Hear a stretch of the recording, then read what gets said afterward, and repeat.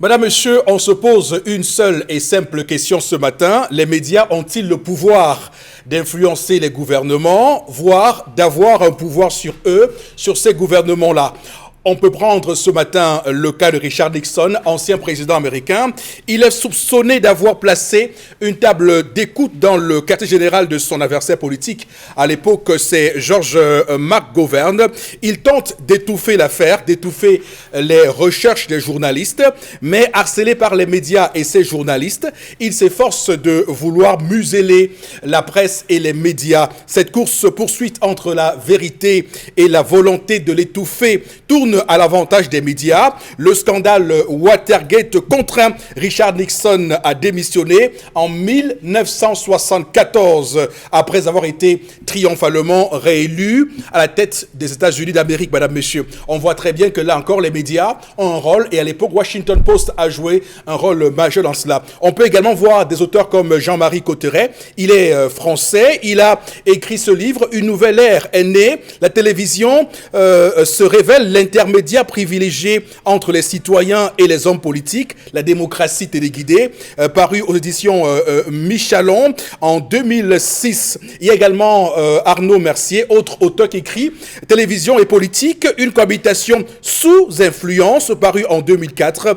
Lui, il est professeur des sciences de l'information et de la communication. On a également Aude Vassalo, elle écrit La télévision sous De Gaulle, le contrôle gouvernemental de l'information de 1958 en 1969, un livre qui remet encore au goût du jour les rapports entre les médias et le pouvoir. Cette question est importante parce qu'il n'y a pas que les médias qui sont touchés ici, il y a également les ONG. Il y a un article très important qu'il faut lire pour bien comprendre ce qui se joue au Cameroun en ce moment. L'article est intitulé « L'État syrien de Bachar al-Assad à l'épreuve des ONG », article de Laura Ruiz de Elvira. Elle a écrit dans une revue appelée Maghreb Mashrek en 2010. On voit très bien qu'elle est chercheuse à l'Institut de recherche et de développement de France à Paris. Elle parle là dans une série où vous avez les ONG qui d'une part sont utilisées par le gouvernement pour assurer certaines missions de ce gouvernement et à contrario, vous avez un gouvernement qui tense, qui critique, qui désigne les ONG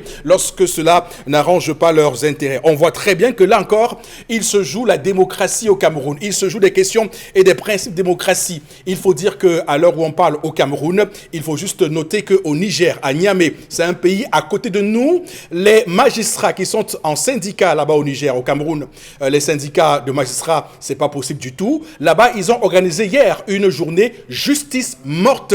Et ce qui est intéressant au Niger, c'est que hier, après les magistrats, vous avez eu les syndicats des avocats, les bâtonniers, vous avez également eu les syndicats des douaniers, qui se sont associés à l'action des magistrats nigériens qui dénoncent l'immixtion du pouvoir exécutif dans le judiciaire. Et souvenez-vous, il y a encore ici, nous parlions de la séparation des pouvoirs et nous évoquions les pouvoirs exorbitants du président de la République en disant que les contre-pouvoirs ne marchent pas. Au Cameroun, malheureusement, le pouvoir législatif est à la botte de l'exécutif, le judiciaire également à la botte de l'exécutif. Malheureusement, les médias, les ONG, les syndicats qui devaient jouer les corps intermédiaires sont aujourd'hui, et là, et c'est ce que a dit hier Georges Dougueli de Jeune Afrique, aujourd'hui, on se rend compte que le gouvernement, malheureusement, souhaite détruire, on va dire, les derniers périmètres de contre-pouvoir qui existent au Cameroun, parce qu'il faut noter que le RDPC aujourd'hui a toute l'Assemblée nationale sous son contrôle, la majorité obèse qu'on observe là-bas. Donc il y a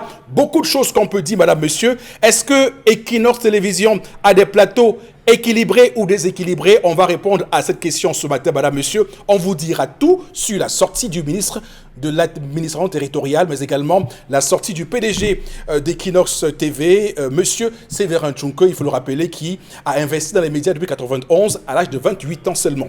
On va tout de suite installer le panel. Nous sommes le mercredi. Nous sommes donc un jour particulier pour ceux qui nous retrouvent seulement maintenant. Bonjour à vous, monsieur Mbachoucha Lamel. Bonjour, monsieur Eric Fopoussi Negou. Bonjour à tous les téléspectateurs. Où est passé le ministre de la Communication?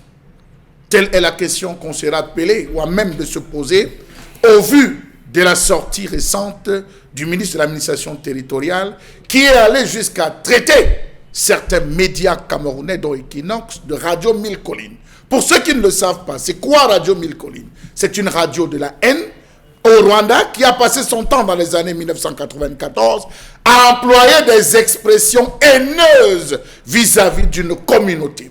Quelles étaient ces expressions? Je m'en vais vous les citer très simplement. Il faut éradiquer les cancrelats.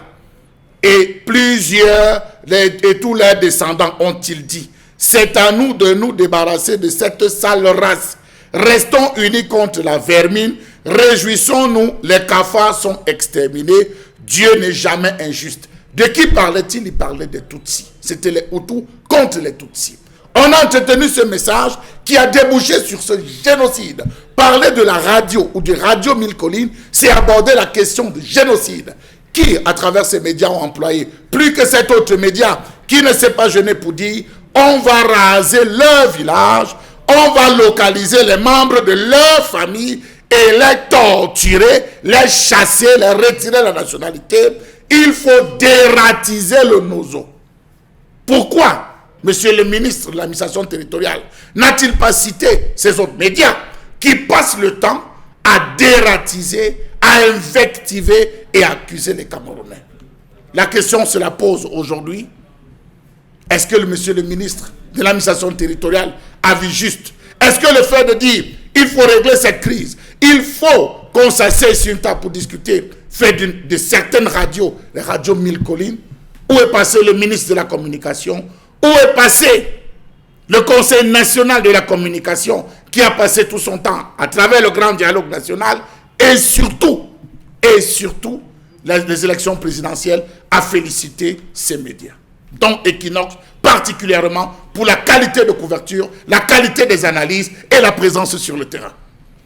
Voilà, il faut le signaler, nous ne sommes pas mercredi, nous sommes mardi 10 mars 2020, madame, messieurs, et c'est important que l'on le précisa sur cette antenne ce matin. Alors, ce qui est important dans ce que vous dites, d'ailleurs, c'est tout à fait, on va dire, grotesque et loin de la réalité de ce que nous faisons au quotidien. Nous sommes un média républicain, jamais il y a eu ce type de propos cancre-là, on met au défi tout le monde, cafard et tout le reste, rat, sale rat, et tout le reste sur cette antenne. Jamais ça n'a été proposé, dit autant sur Radio Equinox que sur Equinox Télévision. Ça, il faut le préciser.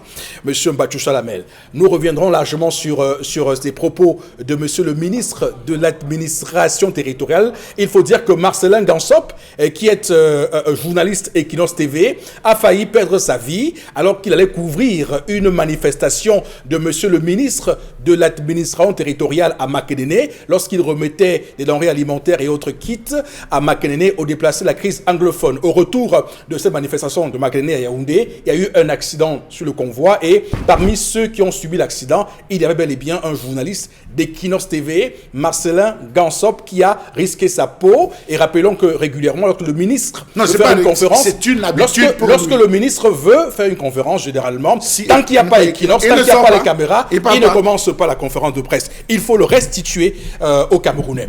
Avec nous également ce matin, Karine Sontia, bonjour et bienvenue. Bonjour M. Fopossi, bonjour aussi aux téléspectateurs. D'après la Déclaration universelle des droits de l'homme, la liberté d'expression est classée comme droit inaliénable d'un citoyen dans le monde. Il est classé au même titre que le droit à la vie, le droit à la nutrition, le droit à l'éducation. Dans notre Cameroun, la liberté d'expression a été donnée en 1990 avec cette loi sur la communication qui a permis aussi à la presse d'être libéralisée. Depuis 2006, les médias existent. Ce qui est important à noter ce matin, c'est ce musellement qui tente à retrouver sa place au sein de l'opinion publique camerounaise. Est-ce que nous devons retourner encore aux années de braise du Cameroun? C'est toute la question qu'on se pose ce matin. Également avec nous sur le plateau ce matin, Bombok Bengan Kandje, qui nous retrouve également sur le plateau républicain et citoyen du 10-12, le Zénith, évidemment. Bon, Bengan, c'est comme si hier, lorsque nous faisions l'émission autant à la colère qu'à la revue des réseaux sociaux, c'est comme si on avait déjà eu la teneur des propos que le ministre allait déclarer plus tard dans la journée d'hier. Oui, mais nous l'avons eu comme une espèce de prémonition, puisque nous connaissons comment ce gouvernement travaille et suivant l'héritage colonial français, nous savons. C'est pour cette raison que aujourd'hui s'ouvre une nouvelle ère à l'Assemblée nationale. Moi, je souhaite simplement qu'on nous donne une orientation éditoriale pour comment couvrir les travaux de l'Assemblée nationale, comment couvrir les élections législatives partielles qui seront organisées dans quelques jours. Je souhaiterais que le ministre lui-même nous donne les bureaux de l'ECAM, comment l'ECAM est en train de se déployer, que vienne lui-même et pour que nous y soyons. Surtout qu'il nous donne vraiment une feuille de route comment suivre la mandature de l'Assemblée nationale qui vient de commencer aujourd'hui. D'ailleurs, c'est important parce que les députés vont prendre justement leur bâton aujourd'hui. Il faut rappeler que le RDPC, comme toujours, a une majorité obèse à l'Assemblée nationale. Hier, un professeur a dit que les plateaux télé d'Equinox ne sont pas équilibrés parce qu'il a le sentiment que le RDPC est tous contre un.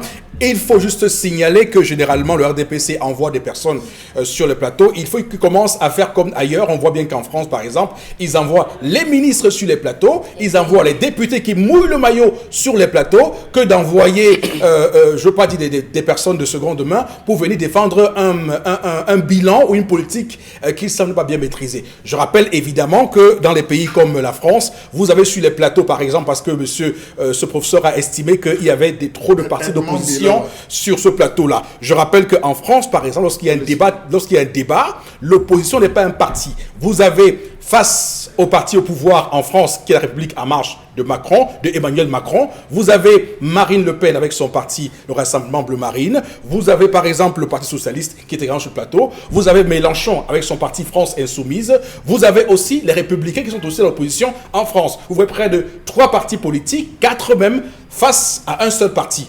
Là-bas, on ne parle jamais de déséquilibre. Donc, c'est normal que nous ayons au Cameroun un plateau où on a l'UDC, le SDF, le MRC, le PCRN et d'autres partis politiques. C'est comme ça que l'on fait des plateaux. On ne fait pas un plateau avec 3 partis politiques de l'opposition et 3 représentants du RDPC. Ça ne se passe comme ça nulle part ailleurs. Précisément parce que le débat politique est un débat d'ordre idéologique. C'est un débat où ce sont les idées qui prévalent. Ce ne sont même pas les couleurs. C'est des idées qu'on fait prévaloir. C'est lui qu'on avait enlevé sur un plateau, M. Eric Fopoussi, que le parti a appelé pour dire qu'il était un combattant. En tout cas, ce qui est intéressant, c'est que lorsqu'on dit ça, on le dit sur un plateau d'Equinox Télévision. Et Equinox n'a pas coupé l'entretien ni coupé l'échange pour dire que la démocratie se situe où on sait. Madame, Monsieur, on va tout de suite démarrer avec la première rubrique. Voici l'histoire du jour avec Dominique Audrey-Guélec. Bonjour et bienvenue. Bonjour Eric Fopoussi, bonjour aux téléspectateurs. Ce matin, je vous raconte l'histoire de Charlotte et de Lucie qui ont respectivement 33 et 37 ans. Ils sont en couple depuis quasiment 7 ans déjà. Et après 3 ans de relation, Loïc a présenté Charlotte à sa mère. Et ce jour-là, lorsque Charlotte est repartie chez elle, sa mère lui a dit « Je ne veux pas de cette femme. Tu ne peux pas l'épouser parce que tu ne seras pas heureux. » Il s'est entêté, il a continué de voir Charlotte en cachette, mais toujours en lui promettant de l'épouser. Malheureusement, en 2018, sa mère décède. Et 1 an après le décès de sa mère, il se rapproche de ses 2 tantes, les petites sœurs de sa mère, pour entamer des procédures pour pouvoir aller épouser Charlotte. Sauf que ses tantes lui ont dit que nous sommes désolés, mais avant de mourir, ta mère nous a dit que cette femme-là, tu ne l'épouserais pas. Et tu sais que ta mère avait la capacité de voir, de prévoir un certain nombre de choses. Donc, nous, on ne peut pas aller contre sa volonté. Aujourd'hui, Loïc aimerait savoir, est-ce qu'il y a des risques si jamais il s'entête à épouser Charlotte? Et est-ce que ça peut avoir un impact? Comment est-ce qu'il doit dire à Charlotte que sa famille ne veut pas de lui après 7 ans? Voilà. Vous savez, ça retrouve un autre débat qu'on a eu ici il y a quelques jours sur la semaine dernière dans cette émission. Vous voyez qu'il y a toujours dans ces rapports de force, dans ces relations interpersonnelles, dans ces rapports entre les hommes et les femmes qui ont passé beaucoup de temps ensemble, cette question de la séparation et comment est-ce qu'on justifie cette séparation. Et vous savez que les femmes souvent trouvent d'autres justificatifs à ce que l'on dit du pourquoi on se sépare d'elles. Et vous allez bien voir que là, il y a beaucoup de gens qui nous regardent ce matin et qui vont dire qu'ils ne croient pas un seul mot, un seul iota de ce que avance justement l'argument sur lequel c'est la mère qui avait donc donné l'indication de ce que cette Charlotte ne soit pas épousée. Ne serait pas heureuse. Voilà, tout à fait. Alors, bon, sur cette question, qu'est-ce que vous dites? Non, deux petites choses. La première, c'est que, contrairement à ce que nous racontent les églises abrahamiques, le salut n'est pas individuel. le salut est collectif. Ça veut dire que c'est la vie en communauté. Quand on dit le salut est collectif, vous venez, pour le cas qui nous concerne, vous allez vous mettre en relation avec le fils de quelqu'un se met en relation avec la fille de quelqu'un, deux familles qui s'unissent, ils vont d'un regard. C'est là où ça devient intéressant. Lorsque vous avez votre fiancé, qu'est-ce qui vous empêche de vous laisser apprécier l'un l'autre? En fait, c'est là le problème. Vous venez avec votre fiancé à la maison, vous présentez à maman. Maman ne va pas tout dire. La mère va vous rappeler, elle va dire, mais petit papa, la fille que là, moi, je pense que. De la même manière, la fille vous présente sa maman, va dire, petit, je pense que. Le problème qui se pose, c'est quand je dis, mais maman, si je ne l'épouse pas vraiment, je vais mourir. Voilà, donc vous venez, vous oubliez que le salut est collectif. D'accord. Donc, première chose. Deuxième chose, maintenant, qui se rattache à la première, c'est quoi? C'est que dans un couple, c'est même la conséquence de la première. Vous échangez les informations à un moment donné. Donc, en fait, chacun va pérenniser l'autre. Maintenant, quoi sert donc? L'enfant ne bénit pas ses parents. C'est plutôt le contraire. Maintenant, comment vous allez parler sur la tombe de votre maman? Même s'il faudrait lui demander des excuses, vous a dit des choses, avant. Vous allez le faire comment? D'accord. C'est là où il y en a qui vont à l'église. Nous, on les dit, il faut vous séparer. S'il établit que maman a dit, elle ne peut pas, vous séparez simplement. Tout à fait. Alors, Karine Sontia, sur une question comme celle-ci, vous avez des personnes qui ont beaucoup d'orgueil parfois et qui vous disent que moi, mon père, ma mère ne peut m'imposer un choix pour mon futur conjoint. Vous avez des gens qui pensent comme ça? Oui, il y a des gens qui pensent comme ça. Il y a aussi des gens qui pensent que c'est ma mère qui va choisir mon épouse. Donc, tout cela se... Et on traite ces gens, par exemple, de sans personnalité, des personnes pas sans forcément, personnalité. Pas non, forcément. On ne traite pas qu'elles sont comme ça. Malheureusement, le reproche qu'on leur fait, c'est de dire que c'est des personnes qui se laissent marcher dessus. Forcément. C'est malheureux. Pas forcément. Il y en a encore dans notre société qui soutiennent cela. Vraiment. Mais c'est qui n'est pas mauvais en soi. Non, du tout. Voilà, du d'accord. tout. Si les deux parviennent à s'accepter et à vivre ensemble. Non, si les deux parviennent à s'accepter et à vivre ensemble, tant mieux. Ce qui m'intéresse encore mieux, c'est que Loïc sait qu'il est en train de perdre du temps à Charlotte. Il le sait très bien. Il sait qu'au final, il ne va pas épouser Charlotte. Il se perd du temps ou c'est toujours... Il lui perd du temps. Pourquoi c'est comme ça? Parce que c'est lui qui connaît que la maman ne veut pas de Charlotte. Oui. C'est lui qui connaît que la maman ne veut pas de Charlotte. Et généralement, on a du mal à dire à notre conjoint, à notre partenaire qu'en fait, maman ne veut pas de toi. On a du mal à le dire pour permettre à la personne parfois de se poser des questions, des véritables questions pour voir si elle peut négocier ou alors se rapprocher de plus de la famille. Mais on a du mal à dire la plupart du temps à notre partenaire que le parent ne veut pas de nous. Mais je sais qu'on ne négocie pas avec les défunts. Je sais qu'on ne négocie pas avec quelqu'un qui est décédé. Ah bon? Moi, je sais qu'on ne négocie pas.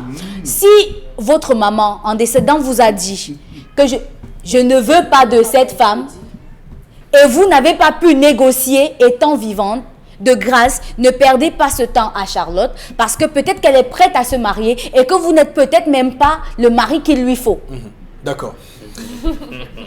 D'accord. Charles Hamel, justement sur cette question, que doit-on soulever? Monsieur Eric Fopoussi, une femme qui a été élevée dans une bonne famille, c'est que l'une des premières maximes, c'est méfiez-vous du sourire constant de votre belle-mère et du calme de votre beau-père. Une belle-mère qui sourit trop et un beau-père qui est calme n'augure pas de bonne chance pour ce mariage. Ah bon? Ah oui, monsieur Eric Fopoussi. C'est comme le sourire des Japonais, là? Oui, comme le sourire des Japonais. Les jeunes aujourd'hui se rencontrent mal, vivent pour le sexe et la boisson, entre guillemets le plaisir, s'unissent naïvement et se séparent précocement.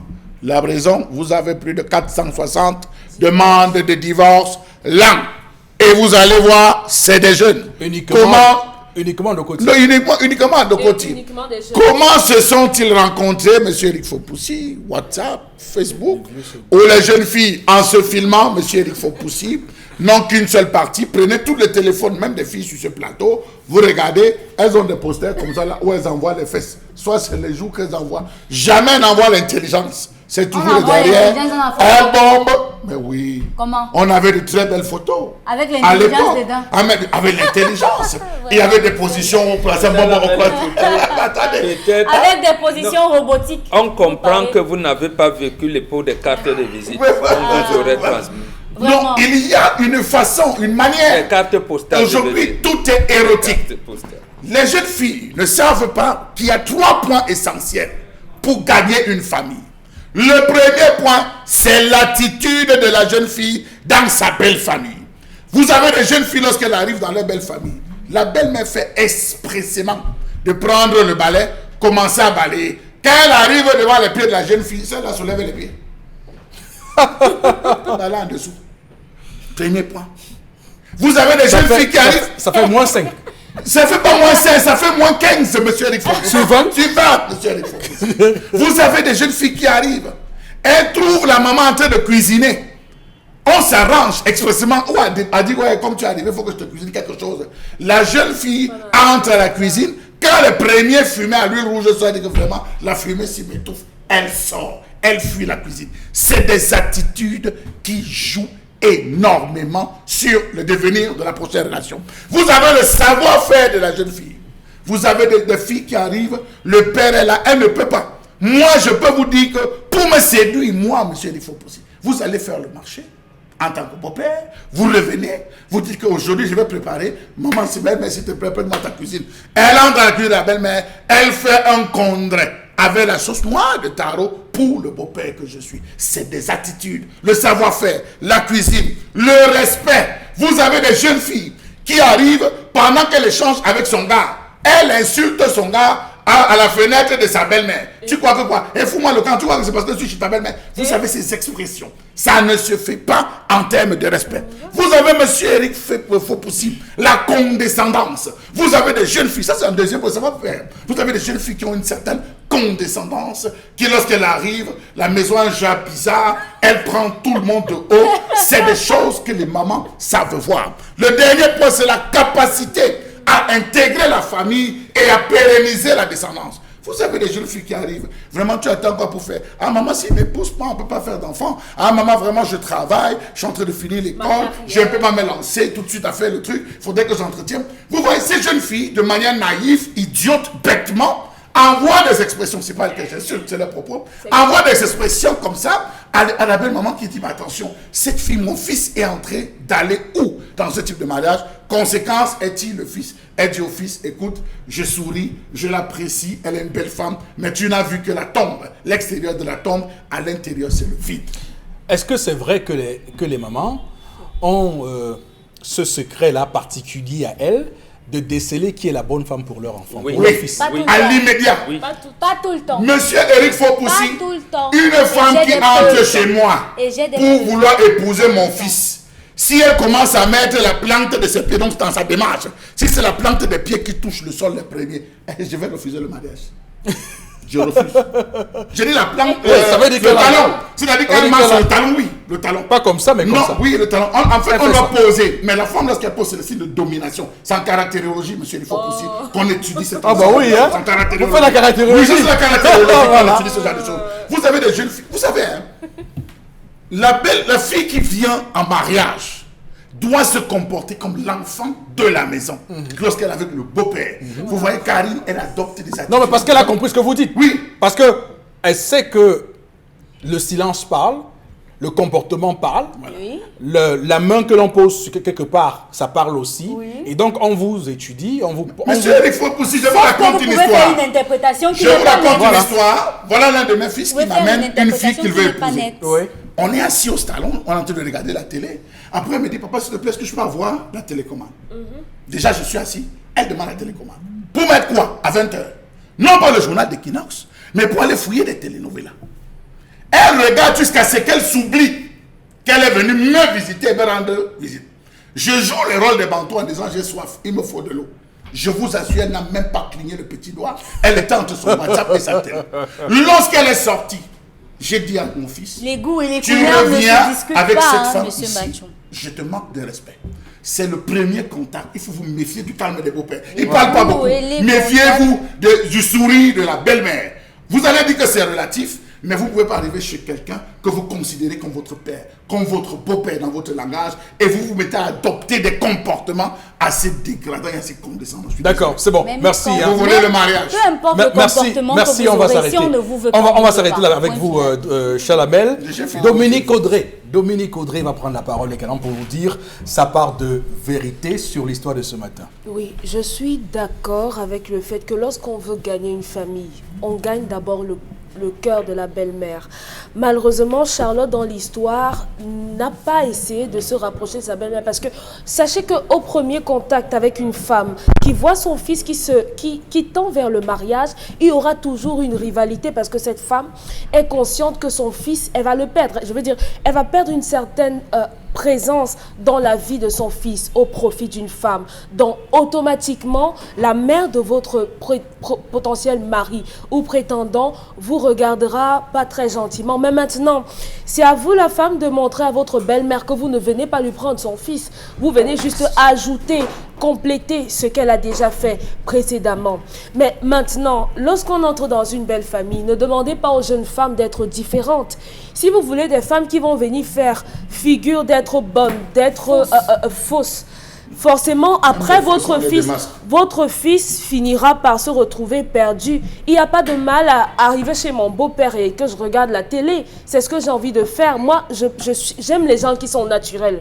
Si quelqu'un ne vous aime pas, c'est mieux que la personne vous dise que je ne vous aime pas, au lieu d'avoir quelqu'un qui est en face de vous, vous fait des rires jaunes. À 20 heures, le père est susceptible d'avoir mangé. Papa, tu as mangé. Papa, comment était ta journée?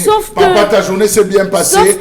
Papa, je suis venu te rendre visite. Oh là là, papa, voilà le débat qu'on est censé échanger. Oui. Pas regarder la télé. Alors, oui, Chalamel, on a entendu ce que sauf vous que- avez dit. Sauf que ça, Oui, c'est Dominique l'idéal féminin. Ça, c'est c'est le modèle de la femme parfaite. Et malheureusement, on n'a pas de femme parfaite. La femme devient parfaite. Et elle ne devient parfaite que par rapport à la sculpture que vous aurez fait d'elle. Si vous voyez une fille qui a eu une éducation... Le beau-père. Si j'entre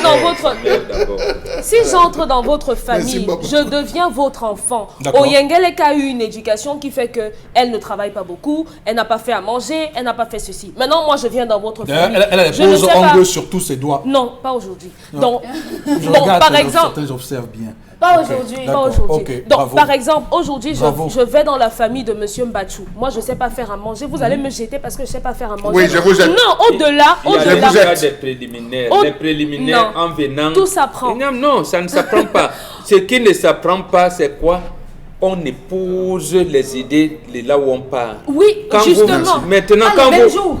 le même jour, Non. quand vous voulez prendre votre visa là pour aller, je ne sais pas moi, En Allemagne. en Allemagne, Vous faites et je ne sais pas à Kuala Lumpur, Oui. vous voulez bien voir. Alors, tous- vous faites la langue allemande. où sont les, voilà, vous commencez par la langue, vous dites quelles sont les habitudes alimentaires, vous comment Mais Mais voilà, voilà, il y a dans dans un an, il y a Il n'y a un pas, an, si vous il y ne a- l'avez pas il y a à la un maison, sens ça qui veut ne dire sont que pas vous les n'êtes pas prêt pour Il y le a un mariage. encadrement. Ne Non, dites mais pas attendez. aujourd'hui que les femmes qui regardent les films mexicains, les femmes qui mettent les ongles, les femmes Les qui ne novellas. savent pas faire la cuisine, on ne devrait pas les épouser. Je suis désolée. Au-delà de ce qui est pratique, il y a le caractère de la personne. On peut ne pas savoir faire la cuisine, on peut être un peu désordonné, mais au fond, on est une belle personne. Donc, la cuisine, le ménage et autres, là, tout ça, ça s'apprend. Mais au fond, Non. on peut On pas. reconnaît Donc, maintenant, d'abord on qu'on ne ne juge pas connaît les pas gens ça. par Oh, rapport que à si. ça. C'est impossible. Oh que si, On monsieur. reconnaît, Si on est on a si on est une des belle failles. personne, vraiment, Oui. on se met à la tâche. À l'immédiat. À Comment l'immédiat. ça s'apprend? C'est pourquoi Justement, ça on se s'apprend. met à la tâche. volonté Mais si d'apprendre. la mère On ne nous a pas dit dans l'histoire qu'on n'avait pas la mère de Loïc, Non, c'est dès elle qui le développe. premier contact, a dit non, elle n'a même pas essayé de savoir Oui. comment. Parce qu'elle a vu. C'est le sixième sens. C'est parce qu'elle a vu. Ok, merci. On se trompe pas. Merci à vous, merci. Quand même les Merci à vous merci à vous d'avoir réagi sur l'histoire de ce matin. Madame, monsieur, restez avec nous sur Equinox Télévision. Nous allons prendre tout de suite la colère de Chalamel.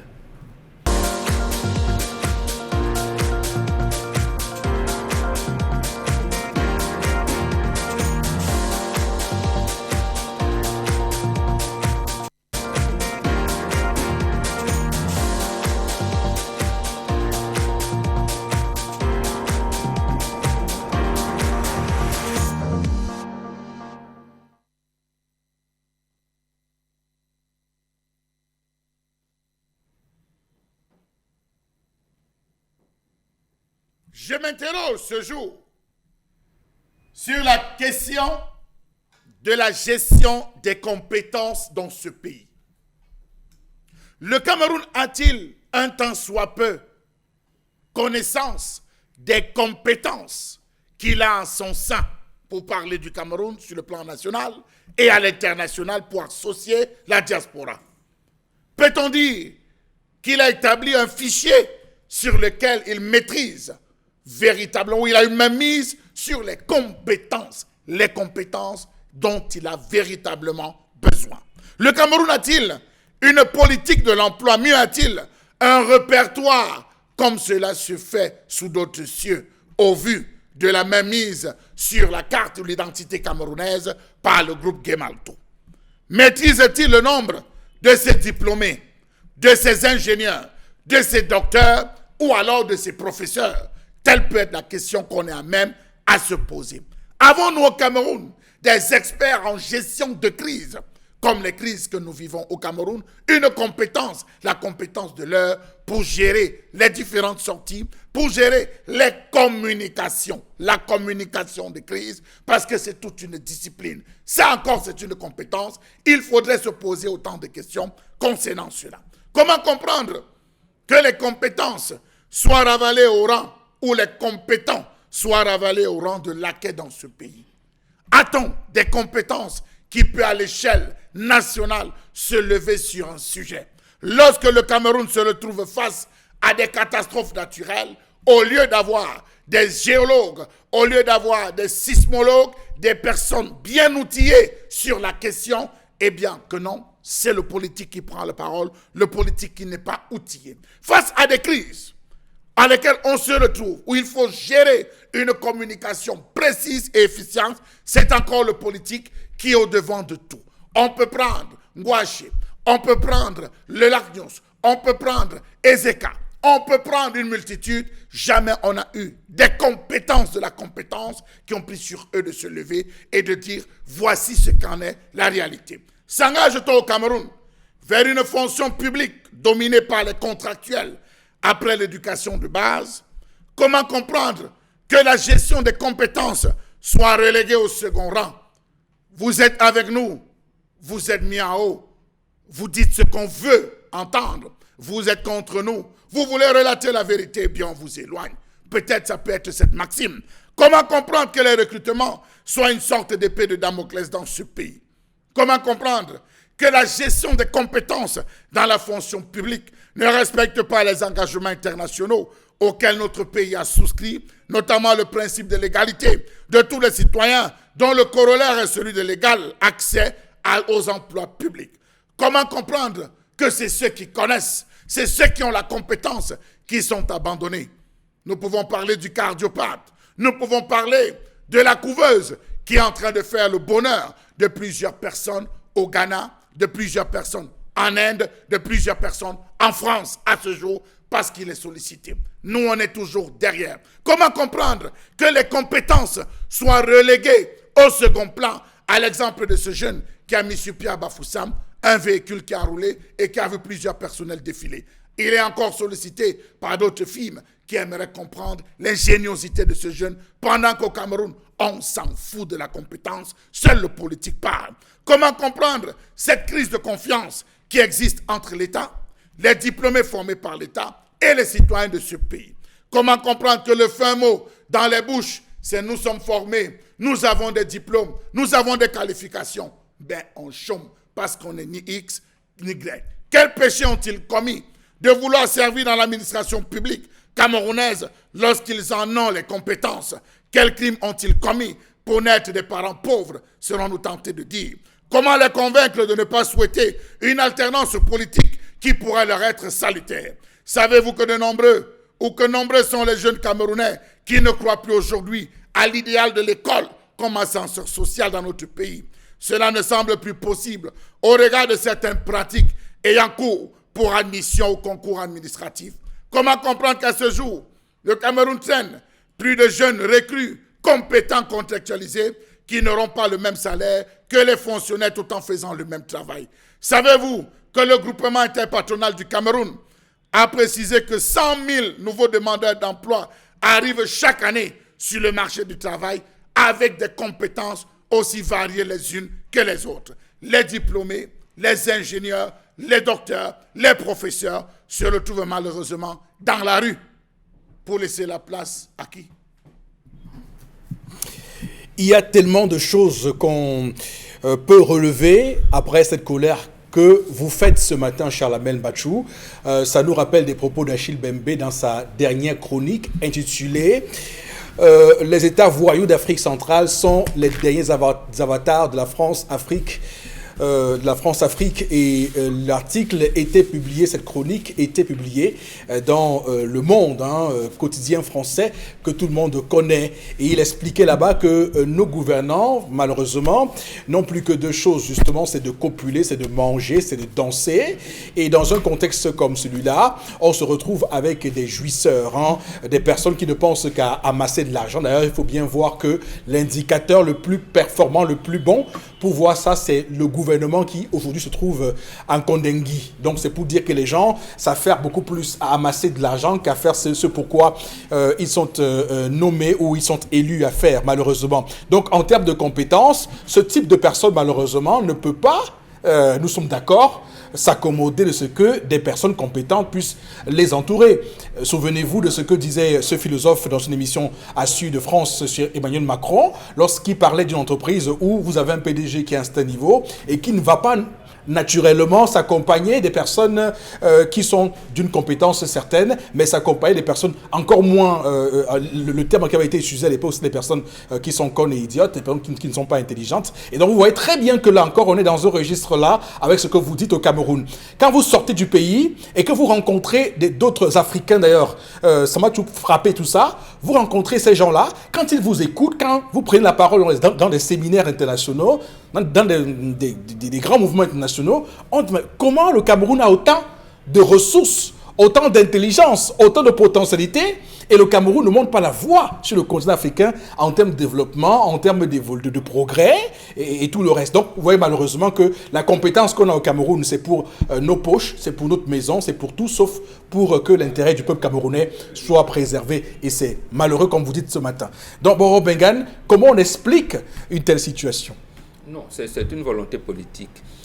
Il y avait ce que Charles Amel appelle la gestion des compétences dans ce pays. Ça existait, mais ça a commencé à dégringoler parce qu'on a pensé, on a apporté une nouvelle politique qui faisait croire que lorsqu'on vous nomme, vous venez dans un désert, vous devez effacer tout ce que votre prédécesseur a trouvé. Je vous prends quelques exemples seulement. Aïdjo quitte Air Afrique, pourquoi? On lui apprend qu'il y a un Camerounais qui peut conduire un avion de Douala à Paris. Il dit, mais c'est pas possible. On voit le secrétaire général, Samuel Bois, il a dit, mais c'est vrai ça, on lui dit, c'est vrai. Quand on prend le commandant Ngangounou, on dit, vous pouvez dire oui, conduisez. Quand ils arrivent, Aïdjo est au bas de la passerelle pour attendre ce Camerounais. Lui-même. Il n'a pas envoyé quelqu'un d'autre. Là-bas, dans l'avion, le commandant nous se met et dit, Samuel Bois dit, non monsieur, c'est pas vous, c'est pas moi qu'on attend, c'est vous. C'est vous l'homme. C'est vous qui devez sortir en premier. Oui, c'est vous qui devez sortir en premier, c'est pas moi. À vous tous les honneurs. Voilà, tout à fait. Et ça se fait. Et je viens l'accueillir et lui dit, monsieur, merci. Est-ce que vous êtes disposé, vous êtes prêt à elle a dit, demandez-moi tout ce qu'il faut, je vous donne. Donc, et on sait comment la caméra a brillé sur le ciel africain. 1968, on lui apprend par radio que Bessala vient de remporter médaille aux Jeux Olympiques. C'est pas possible. Il dit, Bessala lui dit, la poste de l'unité, il vient l'accueillir lui-même, l'aéroport. Lui-même, j'ai dit lui-même, l'aéroport. Même au niveau international, parce qu'on a l'impression que le renouveau n'aime pas les Camerounais qui s'épanouissent à l'international. Or, la politique, la diplomatie de présence qu'on avait, ça me rappelle également lorsque on désigne Zoé Kangaki en 1972 pour remplacer Diallo Telli à la tête comme secrétaire général de l'Organisation de l'Unité africaine. bon, il fait une entorse là, dans un contrat de pétrole. Bon, on l'enlève le 16 juin 1974, donc on n'a fait que le même mandat. Et pour eux, le Cameroun ne devait pas. Aïdjo dit non, j'ai quelqu'un. C'est comme ça qu'il me propose Tekim pour moi. Donc il y avait cette, et même Douala où nous sommes. Et on dirait, c'est la première promotion des docteurs en sciences physiques de l'université de Yaoundé, spécialistes en hydraulique. Ils ont fait toutes des études et ils ont d'ailleurs été secrétaire permanent de la commission de l'acteur pendant une vingtaine d'années. Et on les cherchait, on les ramenait. D'accord. C'est malheureux, Bombok, c'est qu'au Cameroun, lorsque vous êtes compétent et que vous avez un discours où vous n'êtes pas d'accord avec la ligne gouvernante au Cameroun, vous devenez... Non, mais c'est vous qui avez parlé de Non, mais je vous dis, Chalamel, on est en train de se fourvoyer sur une situation. Hier encore, dans l'émission Bonjour chez vous sur Radio Equinox, nous recevions des médecins sur la question de la gestion du coronavirus. On a eu deux regards différents. Un regard d'un officiel du gouvernement ou bien de l'État et un autre regard d'un parti politique de l'opposition. On a reçu des critiques hier selon lesquelles nous avons ouvert la voie à la dangerosité, à créer la panique, parce que dans tous les pays du monde entier, quand il y a un virus comme ça, il y a unité nationale, tout le monde est vent debout. Mais avant de me rendre compte que, par exemple, en Afrique du Sud actuellement, l'Afrique du Sud qui a un système de santé très performant, il y a un débat qui flambe là-bas. Les gens estiment que l'Afrique du Sud, malgré tout ce qu'on peut lui reconnaître comme en termes de force et de puissance, n'a pas le matériel nécessaire, n'a pas les hôpitaux construits comme il faut pour faire face au coronavirus. Le débat a cours là-bas. Vous voyez même des infirmiers, des médecins qui n'ont pas peur de que leur poste soit menacé, qui s'expriment de manière aussi libre. Mais tentez ça au Cameroun.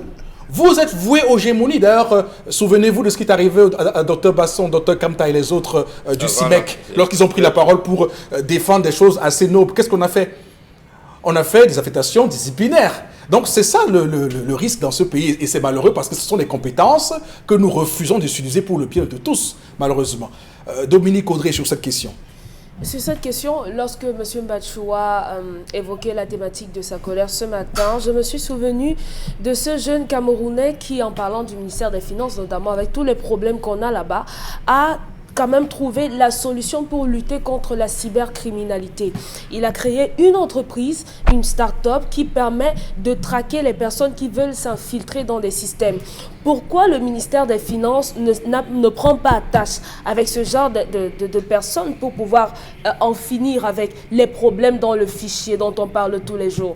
La conclusion qu'on peut avoir, c'est qu'il y a des complicités et que personne ne gagnera à ce qu'on mette la lumière dans cette histoire-là. À côté de ça, il y a le jeune génie de 17 ans, je crois il avait 17 ans cette année-là, celui qui fabriquait les engins avec du carton. Qu'est-il devenu ? Aujourd'hui, on se retrouve avec des sociétés qui viennent faire des travaux alors qu'on a des personnes qui peuvent fabriquer des ponts et des routes et des autres. En plus de ça, ces personnes-là ramènent leurs machines. Alors qu'on a des personnes qui peuvent approfondir fournir l'expérience de ce jeune homme-là qui peut nous permettre d'avoir des machines, des tracteurs, et c'était pas les tracteurs, c'était les gros engins des travaux-là. Tout à fait. Avec des voitures aussi comme le jeune homme-là. À côté de ça, moi j'ai vu le documentaire d'un jeune Camerounais qui a favorisé l'aquaponie, qui est l'élevage du poisson cumulé à la culture du légume. Malheureusement, ça se retrouve aujourd'hui en France. Oui. Et c'est qui perd, malheureusement, dans cette histoire. On a des compétences dans tous les domaines de la société. Que ce soit la santé, on a eu le cardiopathe. Malheureusement, c'est de l'autre côté aussi. On a l'aquaponie. On a tellement de choses. Et aujourd'hui, on se retrouve sans rien avec des gens qui ne servent foutrement à rien. C'est la question, moi, finalement, le ministère de la Recherche scientifique. J'aimerais interroger le parcours de la personne qui est à la tête de ce ministère. Elle-même, c'est une chercheuse. Peut-être, moi, je ne sais pas, j'en sais rien. Oui, bien sûr. Oui. Bien sûr. En pharmacie, oui. Quelle est l'avancée? Parce que voilà, par exemple, un cas de corona. La politique lui dit de ne pas chercher. Si l'orientation politique lui dit de ne pas chercher, elle ne cherche pas. Parce que là, alors, c'est bizarre. Son ministère devrait être le premier qu'on voit tous les jours. Parce que tous les jours, il y a des gens, des génies qui se révèlent. On devrait la voir tous les jours au créneau. Aujourd'hui, on a les couveuses. On a tellement de choses. Mais malheureusement, elle est seulement en retrait. Moi, j'ai pas envie de dire tout ce que je pense. Mais... Tout à fait. Malheureusement. Karine Sotia, quel est votre développement sur la question de ces compétences inutilisées? On n'a pas dit inexistantes, inutilisées au Cameroun. Ou bien pas suffisamment utilisées. Inutilisées. Les personnes... Voilà, il faut avoir un peu de nuance quand même. Hein, aussi. Les personnes Allez-y. qui... Oui. Les organisations, autant pour moi, qui ont intérêt à ce que les compétences soient utilisées ou encore que ces compétences-là soient mises au bénéfice de leur organisme, se fixent des objectifs. On ne parle pas de compétences, on parle d'objectifs. Et si vous avez des compétences sans avoir d'objectifs, ça veut dire que vous n'avez pas de compétences. Parce que celui qui est compétent se reconnaît à travers des objectifs qui sont définis, SMART. Des objectifs SMART. Mais dans notre pays, on a un gouvernement qui fait semblant d'avoir des compétences. C'est-à-dire quoi? Vous avez un gouvernement qu'on nomme peut-être chaque année et qu'après les nominations, on vous appelle et on ne vous écoute même pas assez, mais on vous demande ce que vous avez à faire, donc ce que vous allez faire. Et je pense que c'est un conseil qui ne dure même pas plus d'1 heure et à la fin, on ne sait plus trop où mettre les pieds. Mais ce qui m'intéresse mieux, c'est l'enjeu même du management des organisations publiques dans notre Cameroun. Parce qu'on voit bien qu'à la fin du compte, ce sont des objectifs qui ne sont pas bien fixés, qui ne sont pas atteints. Vous voyez, une simple canne, on n'a pas pu l'organiser. Des simples routes, on n'arrive pas à en avoir. Un stade qui a été prévu depuis 2014, qui jusqu'aujourd'hui n'est pas encore construit, vous-même vous voyez que, en fait, peut-être il y a la compétence, mais il n'y a pas d'objectif. D'accord. Alors, Chalamel, on poursuit avec vous en vous demandant ce qui se passe. Alors, vous avez abordé la question, M. Eric Fopoussi, concernant le coronavirus. Depuis qu'on a soulevé la question du coronavirus en France, je prends le cas de la France, vous n'avez pas vu des politiques français sortir sur la question, sinon le demander que soit protégé.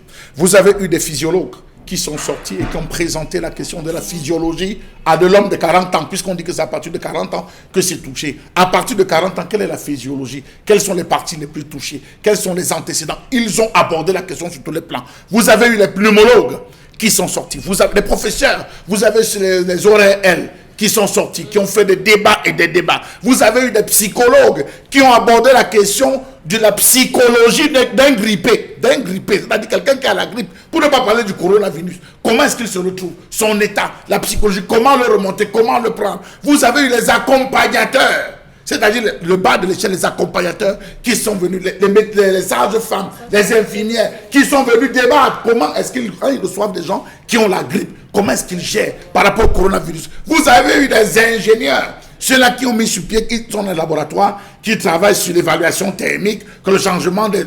Attendez. Tous les jours, vous recevez ça dans vos téléphones portables, monsieur, il faut possible. Vous n'avez pas vu un individu se lever pour dire, non, il faut que ça fasse comme ça. Non, mais attendez. C'est grave dans le cas du Cameroun.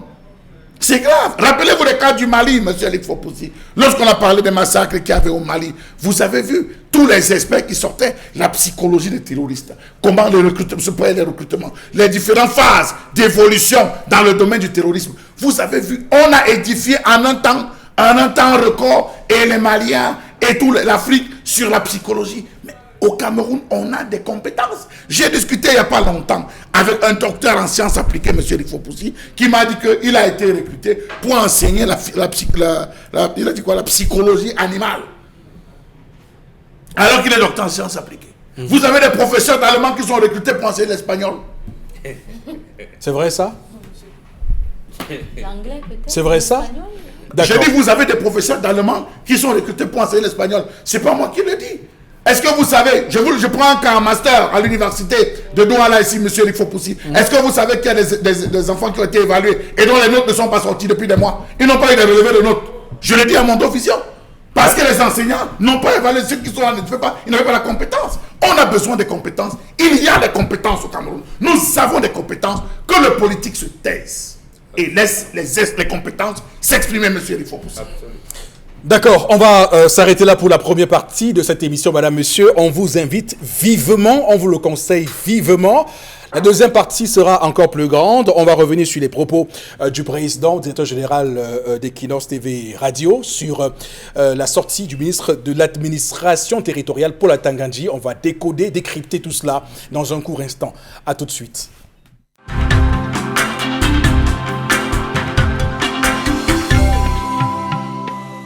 Madame, monsieur, deuxième partie du 10-12, le Zénith, avec les différents messages que vous avez envoyés en première partie. Et ensuite, on va rentrer dans la revue des réseaux sociaux. Karine Sotia, les messages. Le gouvernement d'irresponsables et de tyrans que ce pays trouve, que leur reflet est tellement si horrible.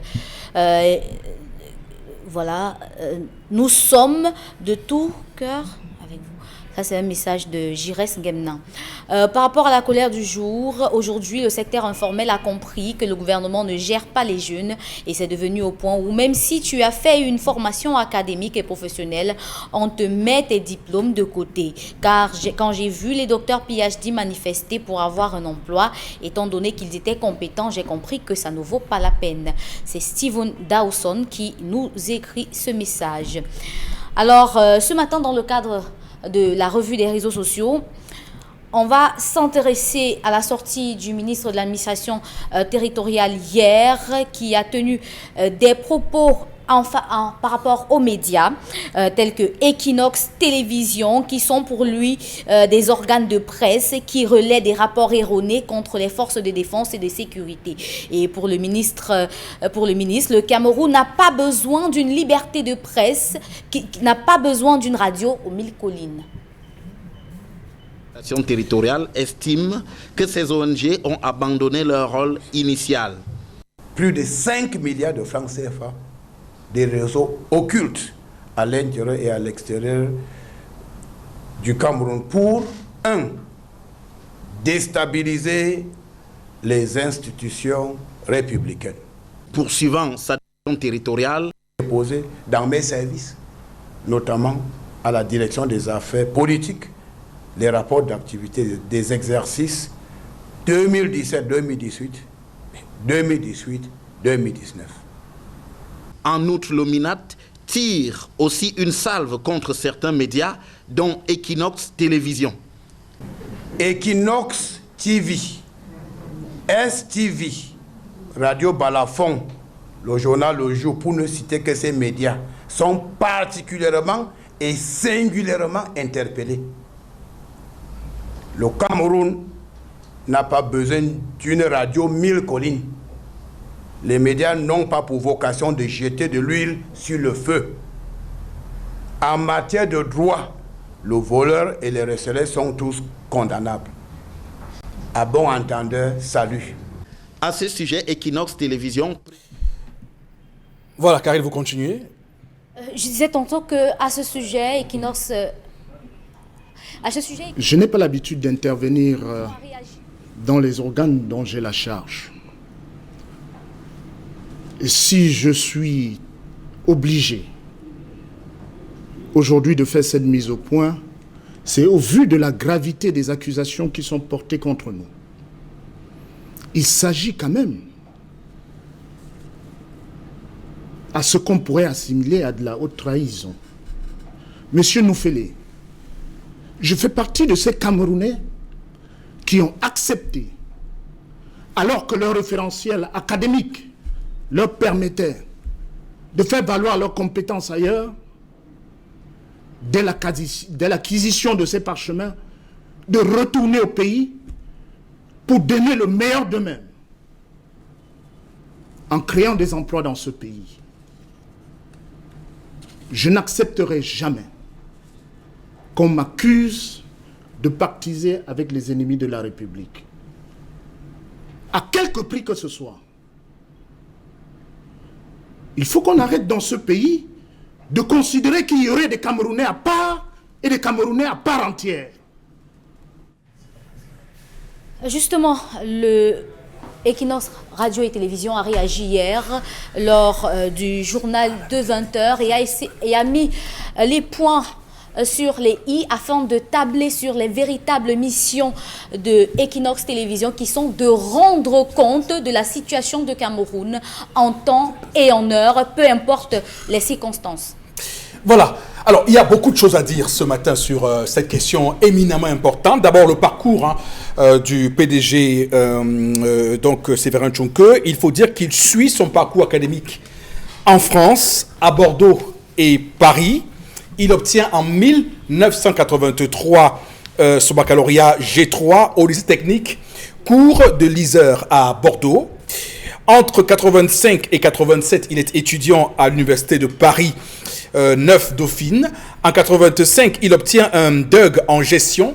En 87, une maîtrise en sciences de gestion avec pour option contrôle de gestion, fiscalité d'entreprise. En 89, il fait un 2A en sciences politiques à l'université Paris 2 au Panthéon Sorbonne. Et puis, dans le même temps, il est à l'Institut supérieur de commerce extérieur de Paris. Il obtient un DES en commerce extérieur avant par la suite d'avoir un doctorat en sciences politiques. Donc, c'est un politologue. D'abord, premier élément. Deuxième élément, il faut rappeler quand même qu'il est très jeune, en 91. Il a 28 ans lorsqu'il monte la Nouvelle Expression. À l'époque, c'est un journal hebdomadaire avant, en 2004, devenir un quotidien. Premier élément. Le deuxième élément. Le troisième élément, et ça, c'est le plus important pour ceux qui nous regardent ce matin, ce sont les propos de M. Séverin Tchounkeu hier, qui fait partie de ce qu'on appelle la communication de crise et de comment on aborde une crise dans un contexte de démocratie comme le nôtre. Et lorsqu'on voit ce qu'il a dit au cours de cet échange, on voit très bien que le curseur a été placé exactement là où il faut, exactement là où les Camerounais l'attendaient. D'abord, il dit « Nous avons pris sur nous de ne pas diffuser une bonne partie des éléments ramenés du terrain en Garbou. » Il a rappelé que Equinox Télévision a été la seule chaîne qui a envoyé des équipes sur place en Garbou au lendemain du massacre. Il dit « J'ai honte pour ce qui se passe dans ce pays et je viens ici exprimer mon indignation. » En communication de crise, il faut que l'attitude montre effectivement qu'il y a indignation. Il faut que ce soit trop comme si c'était une affaire où on vient marquer quelque chose. Donc c'est jouer la carte de la sincérité, d'être honnête dans ce que l'on veut dire. Il dit « Je pense que le MINAT devrait s'adresser à l'organe de régulation pour savoir qui sont ceux qui peuvent être assimilés à une télévision mille collines. Le MINAT n'est ni notre tutelle, encore moins l'organe de régulation. Je pense que le MINAT a de bonnes fréquentations pour ce qui est de ses accointances. Voilà une chaîne de télévision qui agirait contre les intérêts de la République que le MINAT sollicite tout le temps pour ses manifestations. Quelle incohérence, quelle contradiction, dit-il. Il dit « Rendre compte d'un rapport ne signifie pas partager ce qui est contenu dans ce rapport. Je crois qu'il faut s'interroger sur le patriotisme de certains. » Et il dit « Pas parce qu'on est ministre qu'on est plus patriote que tous. Ceux qui jettent de l'huile sur le feu ne sont forcément ceux qu'on pointe du doigt. » Il dit « Nous rendrons compte de tout ce qui se passe. Je dis bien de tout ce qui se passe. Nous ne faillirons jamais. » Alors, bon, Robert, comment vous avez trouvé la sortie du PDG? Non, à point. Vous savez, nous sommes en journalisme. Il l'aurait fait aujourd'hui qu'on aurait dit que c'était caduc. On donne l'information au moment où il faut, parce que l'information peut évoluer. Première chose. Deuxième chose, je pense que moi, j'ai retenu 2 ou 3 choses. La première, c'est sur le plan du professionnalisme. Il ne me semble pas que le Conseil national de la communication est appelé à l'ordre, que ce soit la Nouvelle Expression, Equinox, Radio et Télévision, depuis que cet organe existe, il me semble. Donc, comment on lit donc, puisque c'est un organe gouvernemental, comment on lit donc l'orientation éditoriale des médias qui opèrent dans l'espace public camerounais? Donc, je m'interroge. La deuxième chose est ça, qui en réalité me semble, parce que sur le plan professionnel, lui-même, le ministre Atanga dit c'est que Equinox est professionnel, mais ce qui me semble un point qui a atteint le sérail. Il existe des batailles au sein du sérail. Et là, je suis, j'allais dire, content que le PDG l'ait relevé. C'est ces batailles, parce que vous ne pouvez pas comprendre que le Premier ministre et le gouvernement organisent un grand débat. Vous vous déployez, Et vous avez d'ailleurs, vous recevez même les félicitations. Et qu'un ministre de ce gouvernement vient vous tenir des propos de ce type, ça veut dire qu'il y a des batailles au sein du Sérail. Il y a des batailles féroces.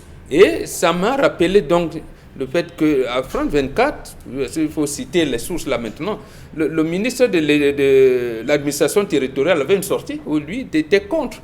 Il avait dit, oui, le Diaglo sera là, mais on ne va pas parler des problèmes anglophones, on ne va parler que. Donc en fait, lui parle, il avait même eu, j'allais dire, une contradiction entre lui, qui est le collaborateur du Premier ministre, parce que c'est le Premier ministre qui est le patron. Lui vient contredire le Premier ministre. Et vous avez vu comment ces choses-là. L'autre chose qui a montré et le professionnalisme et les problèmes du Sérail également, c'est-à-dire qu'il y a de vraies batailles. Le ministre de la communication, de l'administration territoriale est également le secrétaire permanent du Conseil national de sécurité. Bon, lorsque M. Tchumke, PDG du groupe Equinox, parle des images de Garvou, certaines images de Garvou qu'on n'a pas rendues publiques. Deuxièmement, il dit, nous avons eu des entretiens avec le haut commandement militaire. Ça veut dire qu'en fait, que même là... Pas plus tard que hier matin, il dit que ce matin. C'est-à-dire que non seulement au sein du gouvernement, mais également au sein du commandement militaire, il doit avoir des batailles terribles. Ça veut dire quoi en fait? Ça veut dire pour moi, et là maintenant je donne mon point de vue, c'est que peut-être que le ministre de l'administration territoriale peut faire basculer le pays, ou alors veut faire basculer le pays. Je ne comprends pas. Justement, vous avez... Ce que vous dites est vrai, parce que dans les propos du PDG, il dit que pas plus tard que récemment, donc avant-hier, il y a cette sortie, la communication du ministre de la Communication René Emmanuel Sadi, qui est plus mesurée, plus pondérée, plus nuancée dans les propos. Il dit exactement la même chose que le MINAT, mais dans des termes qui sont plus mesurés. Il dit, malheureusement, la communication d'hier est venue balayer le sentiment de maîtrise que le gouvernement avait déjà de ce qui se passait. Et là, maintenant, il est venu trahir une forme de fébrilité. Oui, donc je m'interroge donc. Sommes-nous dans ce coup d'État scientifique contre Paul Biya et les institutions du pays que clame depuis, je pense, 3-4 ans, le professeur Messanga Nyamding? Est-ce que le ministre Atangandji voudrait vraiment protéger le régime ou le renverser? Et je pense que voilà les pistes de mon point. Je peux me tromper, mais je pense que voilà les pistes que nous ne pouvons pas négliger. Nous ne devons même pas négliger. Alors, Chalamel, ce qui est intéressant, c'est que beaucoup de Camerounais hier découvraient le PDG Séverin Tchumke. Beaucoup de Camerounais qui ne savent pas quel est son pedigree, quel est son parcours. D'ailleurs, il a évoqué son référentiel en disant qu'il termine en France ses études en 91 avec tout ce qu'il a comme diplôme. Il pouvait y travailler parce qu'il a connu la science politique, la gestion d'entreprise, la fiscalité, le commerce extérieur. Tous ces domaines et toutes ces écoles entre Bordeaux et Paris qu'il a sillonné, mais ils sont revenus au Cameroun pour entreprendre et apporter leur contribution à la construction de ce pays. Malheureusement, ceux qui les traitent d'antipatriotes ne peuvent pas en dire autant de leur parcours. Alors, il faut dire que parler du PDG, c'est parler du dernier des Mohicans, s'il faut employer l'expression. Parce qu'aujourd'hui, je vais vous dire que la liberté d'expression, la liberté de la presse, il fait partie de ceux-là qui ont bataillé avec les Pius Ndiaye. Il a fait partie de ceux-là qui ont été arrêtés, qui ont été torturés. Ça, il faut le dire, dans leur lutte, la lutte vaine qu'ils ont entrepris, M. Eric Fopoussi, pour la liberté de la presse, d'expression de la presse aujourd'hui. Et nous en sommes fiers si les gens peuvent s'exprimer, si les gens peuvent tenir aujourd'hui un langage et faire le contrepoids, comme vous l'avez dit tout à l'heure. Ça, on le lui reconnaît et cela restera désormais gravé. Précisons aussi, M. Eric Fopoussi, que des cabinets noirs ont été spécialement créés depuis des mois. Parce que l'acharnement d'Equinox ne commence pas aujourd'hui. Vous avez tout ce qui est dit sur la toile. On a prêté même des mots à Equinox Vous pouvez aller parcourir sur la page d'Equinox. Il y a plusieurs sorties qui ont été faites par Equinox pour recadrer en disant qu'il y a des gens qui utilisent le logo d'Equinox pour dire des choses au nom d'Equinox. Notamment le SDF. Equinox ne se reconnaît pas dans l'ensemble des propos qui sont employés. Il y a une volonté depuis l'extérieur de ces cabinets noirs à déstabiliser véritablement. Je vais plus loin. On va parler de l'acharnement individuel qu'il y a sur les journalistes d'Equinox. Ça, il faut aussi dire, les journalistes d'Equinox, qui, parce qu'ils ont tenu leur émission, parce qu'ils ont eu invité un X ou un Y, se sont vus insultés, torturés, menacés au téléphone, monsieur Eric Fopoussi. Je passe de commentaires, nous ici qui sommes sur le plateau, qui au sortir de nos différentes émissions, recevons des appels par on ne sait qui, parce que c'est des numéros masqués, pour subir des pressions, des insultes et des menaces constantes. Donc je pense quand même, M. Fopoussi, qu'il faudrait s'interroger sur la sortie du ministre de l'administration territoriale. On l'a vu il n'y a pas longtemps, il était mine postale, M. Fopoussi, parce qu'il donnait 48 heures aux différents opérateurs de téléphonie mobile de dire comment est-ce que quelqu'un peut envoyer l'argent et récupérer son argent. Il fallait qu'on le leur dise. Ça, c'est du ressort du ministre des Postes et Télécommunications. On l'a vu jouer au PM, on l'a vu jouer au Minicom, on l'a vu jouer au BIDEF. Alors, on est un peu perturbé, M. Fopoussi. Et j'ai tendance à dire, mais est-ce que bon, à la fin, n'a peut-être pas raison dans ce qu'il est en train de dire? Parce qu'un seul ministre ne peut pas jouer tous les rôles de tous les autres ministres dans le gouvernement. Faire une sortie comme celle-là, c'est-il appuyé? On se rappelle qu'on a eu la visite ici de Peter Essoka, qui est descendu, qui a visité Equinox, qui a abordé la question de la gestion en invitant même les journalistes à venir se former, monsieur le possible, sur la préparation des élections, la gestion de la communication pendant les élections, ce qui a été fait. On a eu la visite de pas mal de différentes personnalités qui sont venues, qui ont discuté avec le personnel et qui ont dit « on apprécie ». Et je crois qu'il y a un slogan qui est suffisamment parleur. Au-delà de l'image, nous rendrons compte, M. Eric Fopoussi. Et je crois que le PDG l'a précisé. Ce n'est pas tout ce qui est filmé qui est diffusé. Si ça avait été le cas, aller jusqu'à dire, traiter les médias et parmi lesquels Equinox, de Radio Mille Collines, c'est dire qu'il y a des propos qui sont employés à l'endroit, des propos haineux vis-à-vis d'une tribu, vis-à-vis d'une peuple. Je ne pense pas que Equinox ait eu à tenir à un moment donné des propos haineux. Au contraire, nous avons un langage et nous restons cohérents dans le langage au sujet de cette crise. Je crois même que des instructions sont données au niveau de la gestion, même des faits, des commentaires qui sont faits sur le plateau concernant cette dite crise. D'ailleurs, souvenez-vous qu'il faut rappeler qu'en interne, depuis près de 3 ans, il y a une autre interne qui nous interdit de traiter des sujets sur la base de l'ethnie. Voilà. Il nous est interdit et chaque fois, chaque fois, on nous rappelle toujours que, attention, lorsqu'un sujet touche l'ethnie, les tribus, tout cela, on ne veut rien entendre sur Equinox. Depuis 3 ans que ça existe. Nous arrivons à cela pour dire que les faits, nous tenons qu'aux faits. Qu'est-ce qui s'est passé? Qu'est-ce qui a été dit? Je crois que c'est même un secret que le PDG est allé jusqu'à révéler en disant que ce n'est pas tout, M. Eric Fopoussi, qu'on a réussi à diffuser. Ce n'est pas tout ce qui est pris, tout ce qui est collecté depuis le début qui est diffusé. Donc, cela, il a porté véritablement le ministre atteinte à l'honorabilité quand même, M. Eric Fopoussi, à l'honorabilité, parce que jusqu'à ce jour, on ne se contente que de faire. On peut comprendre que les faits qui sont donnés choquent M. Eric Fopoussi, choquent un certain camp qui se nourrit de la guerre, parce qu'il faut aussi le dire, que choque un certain camp qui se nourrit de la guerre, parce qu'il y a beaucoup de personnes qui se nourrissent de cette guerre, M. Eric Fopoussi. Et qui ne veulent pas qu'elle termine. Et qui ne veulent pas qu'elle termine, M. Eric Fopoussi. Il faut le dire. Donc je pense qu'aujourd'hui, au lieu plutôt d'éteindre, il est en train de nous entraîner dans le village de si je savais, je ne disais rien. Voilà. Alors, il y a l'autre élément qui a été abordé, c'est le fait que nous ne sommes pas équilibrés sur nos plateaux, Charles Hamel. Vraiment, est-ce qu'on peut nous faire ce reproche-là?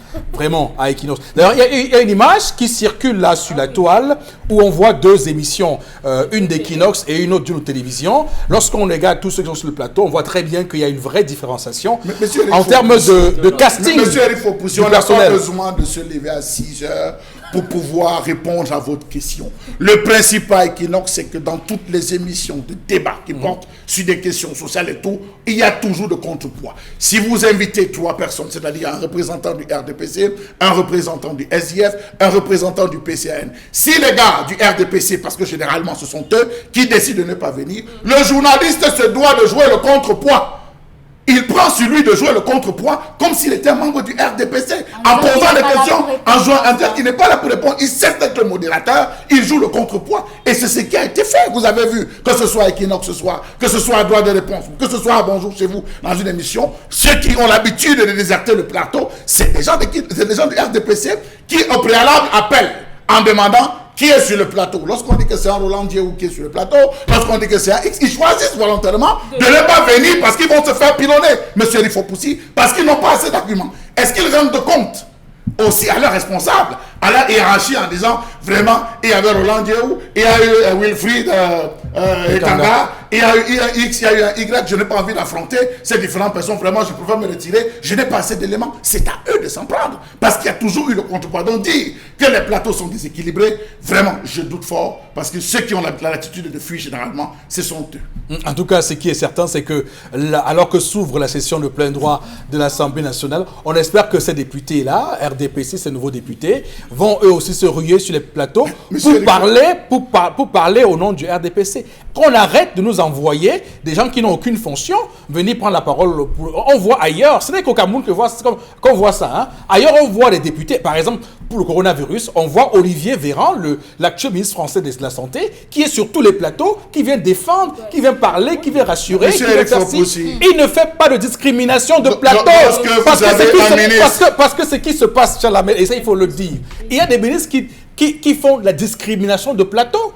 Et les députés qui font la discrimination de plateau. Qu'on arrête dans ce pays au moment de dire qu'il y a des médias qui font ci et ça. D'ailleurs, hier on a vu avec le professeur sur un plateau qui a dit que, par exemple, qu'il a l'impression que les gens qui viennent du SDF, de l'UDC, sont les gars du MRC, mais c'est absolument grave. Le SDF doit prendre un communiqué ce matin pour s'en offusquer. L'UDC doit faire un communiqué ce matin pour s'en offusquer. Tout un ministre sur un plateau dire qu'il ne parle pas si on ne chasse pas X ou Y sur le plateau. Vous vous rappelez, ça avait fait un débat. Bien sûr. Ici au Cameroun, il avait chassé. Il avait demandé que cette jeune dame ne parle pas sur ce plateau, ne joue pas le rôle.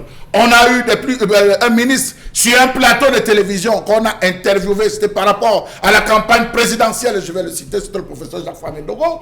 On a demandé qu'il fallait qu'il présente le bilan du RDPC. Il a dit, allez, attention, ce n'est pas la capacité de présenter dans le bilan, la campagne réside dans la capacité de séduction. Ah, vous vous rappelez, monsieur? Bien sûr. Vous vous rappelez? Donc, c'est une question d'avoir des mots, d'avoir des réponses. Ils préfèrent des plateaux mano à mano où ils sont seuls, ils sont individuels, où ils vont venir discuter, ils choisissent même des personnes qui vont être face à eux, ils choisissent des questions auxquelles ils vont répondre. C'est là où on se retrouve. La confrontation n'a jamais été leur fort. Monsieur Rifopoussi, ça il faut le préciser. Donc ceux qui viennent s'essayer, c'est ceux qui pendant toute une émission vont passer à dire ce que vous avez dit tout à l'heure, le plateau est déséquilibré, c'est les mêmes faces qu'on est en train de voir, c'est des personnes qui ne respectent personne, c'est des personnes, et c'est sur le plateau la majeure partie, et on peut citer, si vous permettez, on peut citer toutes ces personnes qui jouent généralement. Et on va rappeler qu'évidemment, en préparant l'émission ce matin à la radio, nous devions parler des ONG. On a invité 2 ONG qui font des rapports sur le Cameroun, mais on nous a demandé d'avoir une ONG pro-gouvernementale. Et la hiérarchie a insisté d'avoir ce matin à la radio une ONG gouvernementale. Nous avons eu quelle ONG? Oui, on a eu une ONG. On a eu le rédac ce matin avec Maximilien Gombe à la radio. Et Adissi, parce que cité par le ministre, il fallait qu'elle réponde à ce que le ministre a dit. On a eu Adissi Cameroun avec Paul Joël Kamchan. Et on m'a signalé, non monsieur, vous devez recevoir une ONG pro-gouvernementale. On a appelé monsieur Nkoulou Lilian, qui est le président de l'Observatoire du développement sociétal, qui a pris la parole sur Radio Equinox ce matin et qui a copieusement insulté Equinox et son PDG. Et on lui a dit que, attention, rappelez-vous que vous faites ça sur Equinox et qu'on ne vous coupe pas. Et de lui demander où est la démocratie en ce moment-là. La démocratie est ici ou chez vous. C'est pour bien comprendre ce qui se joue au Cameroun et ce qu'on fait dans ce pays. C'est de rendre compte et de rendre compte de toutes les sensibilités. Dominique Audrey. Hier soir, en regardant Equinox Soir après le journal, je me suis posé énormément de questions parce que la réaction de M. Billois sortait du commun des mortels. on a eu l'impression que depuis il avait emmagasiné ça dans son ventre, il cherchait comment expliquer. Mais j'ai envie de dire à M. Bilois que même si on met 10 personnes du RDPC en face d'une seule personne du SDF, ça ne donnera pas les maisons que le gouvernement a promis à Bafoussam. Les maisons ne sortiront pas du sol même si vous êtes 10. Alors que votre gouvernement a promis qu'il y aurait des maisons. Ça ne mettra pas des tables bancs là où au nord les enfants s'asseyent sur des parpaings. Ça ne donnera pas l'eau, encore moins la vie à ces enfants qui sont morts en allant chercher de l'eau. Je suis désolée. Même si on met 10 personnes du RDPC, vous n'avez rien à défendre. Malheureusement. Donc, peu importe, aujourd'hui, il est même allé jusqu'à citer les personnes de dimanche. Oh, Kamgia, le monsieur du dimanche dernier. Oui, dimanche, il a cité les noms. Oui. Tous des personnes qui viennent de l'Ouest. C'est trop petit. Ce qui est faux. C'est trop petit. Parce qu'on a eu Modeste Ngono de réaction. Du MRC, on a eu Maître Tegem du RDPC.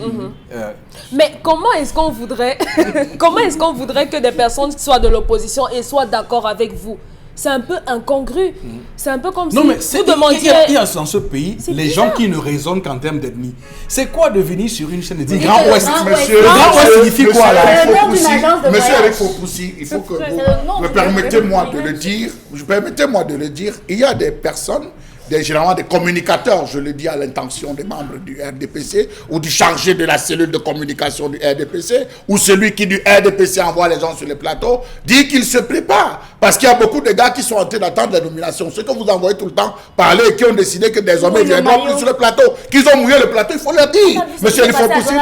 Qui le dit? Non, je ne cite pas, mais je dis si vous voulez qu'on cite, ils ne se cachent plus pour dire que désormais, ils attendent des récompenses, et si ces récompenses ne viennent pas. Donc le malaise n'est pas dans le camp d'en face. Le malaise n'est pas dans le camp d'en face. Il ne faudrait pas que parce que vous soyez invité sur un plateau, vous arrivez sur un plateau, vous trouvez les différents panélistes, vous avez l'impression que c'est un acharnement. On ne peut pas inviter un membre du MRC, un membre du PCN, un membre du SDF et inviter 3 personnes du RDPC. Ça se vit où? Ça se voit où? En France, vous avez l'équilibre, c'est ça. Non mais vous avez en France ce même plateau le parti au pouvoir qui est la REM, la République en marche de Emmanuel Macron, et vous avez en face l'opposition. Vous avez plusieurs partis, Marine Le Pen et son parti Rassemblement de Marine, vous avez le PS, le Parti Socialiste, vous avez les Républicains, le parti de droite, et vous avez France Insoumise de Mélenchon.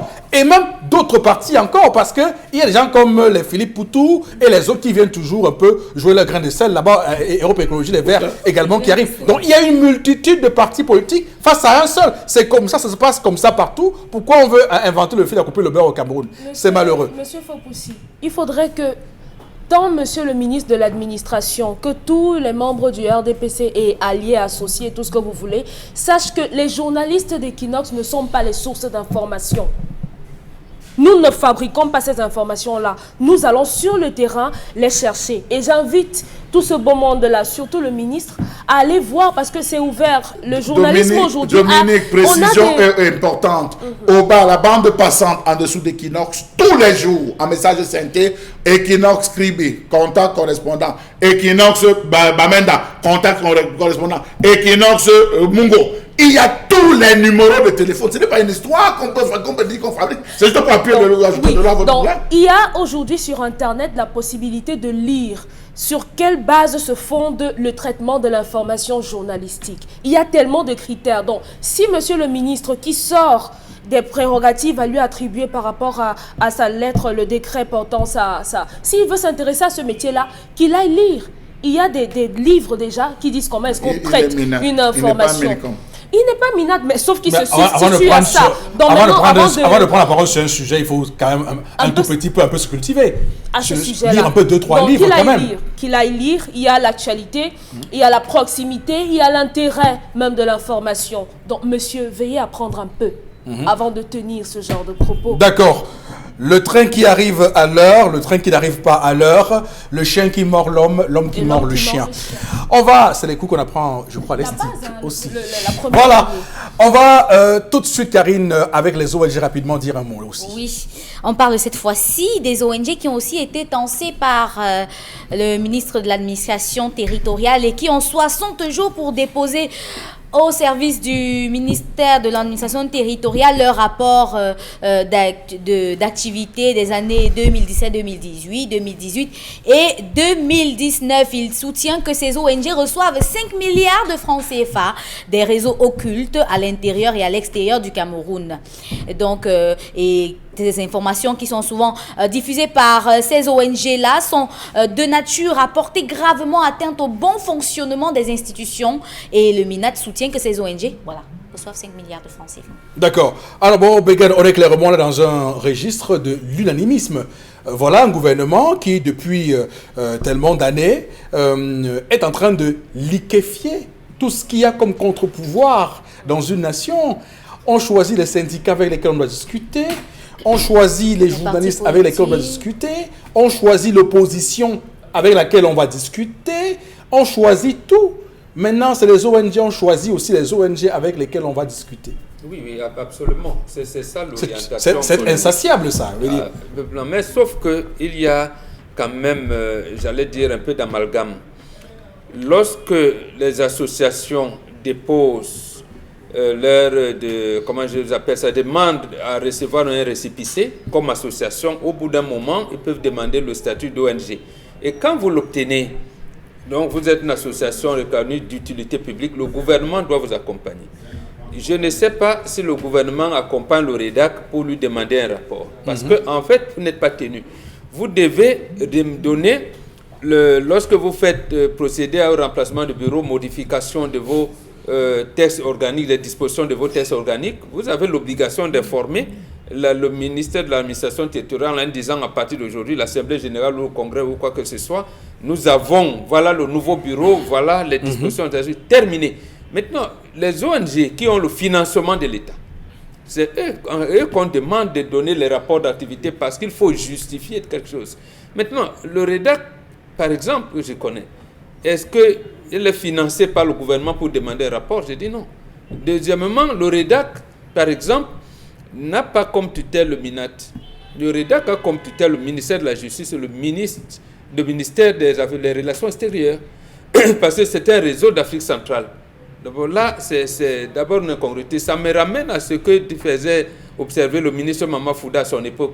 Quand on lui dit qu'il y a un syndicat de médecins aînés, il dit, j'ai demandé à mon collègue de l'administration territoriale pour savoir s'il existe. Mais attendez, les syndicats ne passent pas par le ministère de l'administration territoriale. Le greffe des syndicats, c'est au ministère du Travail.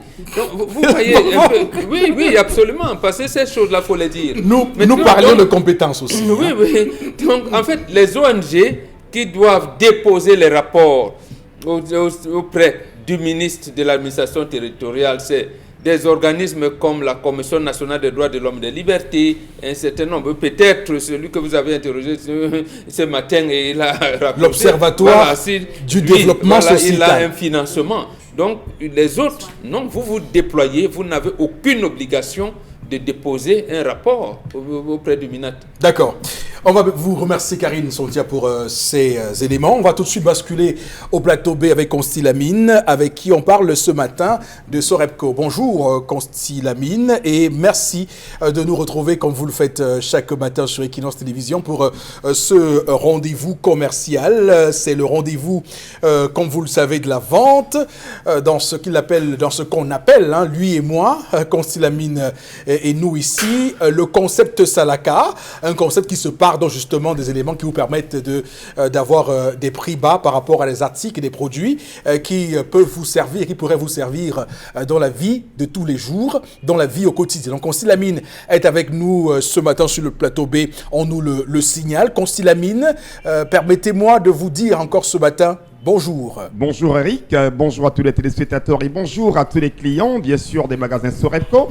J'ai le sourire au bout des lèvres. Pourquoi ce matin? Parce que de plus en plus, les Camerounais, les étrangers, parce qu'on reçoit des clients du Gabon, on reçoit les clients du Tchad, les clients de la RCA et même les clients de la Côte d'Ivoire. Ça, il faut le rappeler, chers téléspectateurs, parce que de plus en plus, les magasins Sorepco sont sollicités un peu de partout. Parce que là-bas, c'est la qualité, c'est également les prix à la portée de tout tout un chacun. C'est donc l'occasion ici pour moi d'attirer l'attention de tous les téléspectateurs, quelle que soit votre ville, quel que soit votre pays. C'est l'occasion plus que jamais de vous rendre dans les magasins Sorepco. Oui, à Yaoundé, à Bafoussam, à Kribi, à Ideya, à Bertois, bien entendu à Bamenda. Dans tous les magasins Sorepco, c'est la grande promotion des carreaux. Et quand on parle bien sûr des carreaux en promotion, on parle bien entendu des carreaux 60 par 60. Oui, pourquoi les carreaux 60 par 60?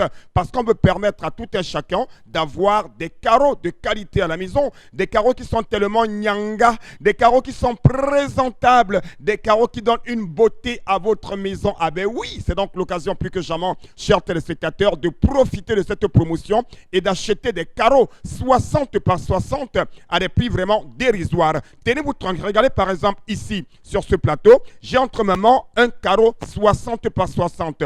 Voilà bien entendu la face principale de ce carreau. Et là, c'est bien entendu le derrière de votre carreau. Regardez bien comment ça se présente. C'est un carreau solide. C'est un carreau double couche. Ce sont des carreaux vraiment d'une durabilité pas comme les autres. Oui, plusieurs années de garantie que nous donnons à tous nos clients. C'est donc l'occasion, chers téléspectateurs, de courir dès à présent dans les magasins Sorepco et d'acheter des carreaux 60 par 60 à des prix vraiment dérisoires.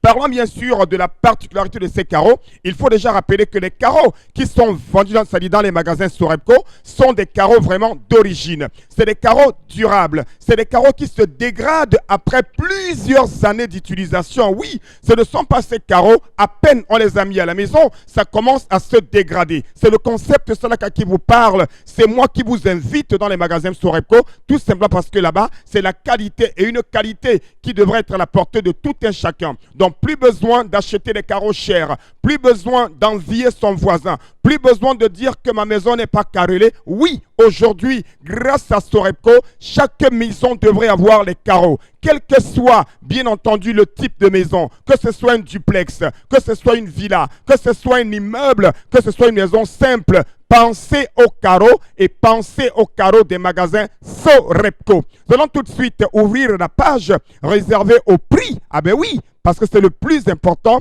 Vous attendez davantage de prix. Les prix n'ont pas changé. Vous les avez à partir de 7 400 francs le mètre carré. C'est un prix que vous retrouverez dans les agences de Douala. Les agences de Bafoussam, les agences de Yaoundé ont leur prix. Et je rappelle que tous ces prix sont en promotion. Vous avez donc dans les magasins Sorepco 7 400 francs le mètre carré de carreaux, prix départ Douala. Écoutez très bien ce français commercial. Je n'ai pas dit que dans toutes les agences, c'est 7 400 francs. Chaque agence a son prix et tous les prix sont les prix de promotion. Et le prix de la ville de Douala est de 7 400 francs. Yaoundé a son prix, Bafoussam a son prix, Bertois son prix, Ideya son prix. Et toutes ces villes sont en pleine promotion avec les carreaux de qualité supérieure des magasins Sorepco. Yes, any man. Una must know say just no. Sorepco, they for make some big promotion. You want buy carreau, you want plenty carreau, just go for magazine Sorepco because for there you get carreau 60 par 60. That carreau, they for promotion, just not for Sorepco. You dey for that stuff for Ideya, for that stuff for Bertois, for that stuff for Ngaoundéré, for Bamenda, for Tico, for Limbe. Come buy carreau for Sorepco because it's a fine carreau. Not mix that promotion because the Sorepco one makes say any man must get carreau for your house. Fine carreau. When you put them for us, your house go shine, your house go fine. Donc any man today must come buy carreau for Sorepco. Alors parlant bien sûr des avantages, il faut déjà rappeler qu'en plus du prix qui est de 7 400 francs, prix départ de Douala, et bien entendu la qualité, il y a également d'autres avantages, notamment pour dès que vous achetez 600 mètres carrés de carreaux, vous recevez un téléviseur 32 pouces de marque Nexus. Je dis bien oui. Pour tous ceux qui commandent 600 mètres carrés de carreaux, vous recevez un téléviseur gratuitement 32 pouces. Et en plus, il y a également plein d'autres avantages qui accompagnent les achats chez Sorepco. Vous achetez 300 mètres carrés de carreaux, vous recevez 50% sur l'achat de votre téléviseur 32 pouces. C'est donc l'occasion de commander, de réserver. N'attendez pas la fin de la promotion. Rendez-vous chez Sorepco et achetez les carreaux 60 par 60 à 7 400 francs. prix départ Douala, un prix que vous ne retrouverez nulle part ailleurs, rien que dans les magasins Sorepco. La qualité, la durabilité, les carreaux Nyanga, les carreaux stylés, les carreaux qui sont tels. Oh là là là là là là là là. Regardez ces carreaux, c'est chez Sorepco. Tout de suite, madame, monsieur, on va prendre interpellation. Interpellation, juste après commentaire.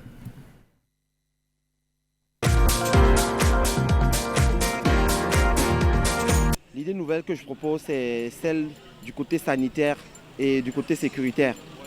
Ouais. Il y a aussi le côté agricole. Bon, alors pour le côté sanitaire, comme j'ai dit, en fait, sanitaire et sécuritaire, c'est presque la même chose parce que quand on n'a pas la sécurité, on n'a pas la santé.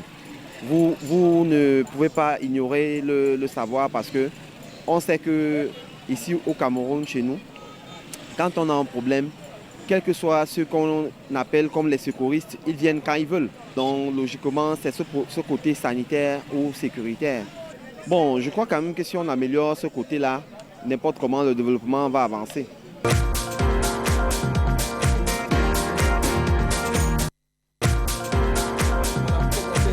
Bon, Begad. Je suis tout à fait d'accord avec ce compatriote qui lie la santé à la sécurité. Effectivement, et dans notre pays, on pense que la sécurité voudrait simplement dire les forces de défense et de sécurité. La sécurité voudrait dire qu'on doit manger pour s'épanouir. De manger quand on tombe malade, boire de l'eau, on a le choléra, ce n'est pas la sécurité. Donc, malheureusement, quand on va encore dire, on va dire Equinox ne voit que ce qui est noir. On fait du journalisme et pas de la communication. Donc, c'est de la même manière, quand quelqu'un prend l'engagement de dire priorité infrastructure routière, on ne voit pas des routes, il faut bien qu'on s'interroge.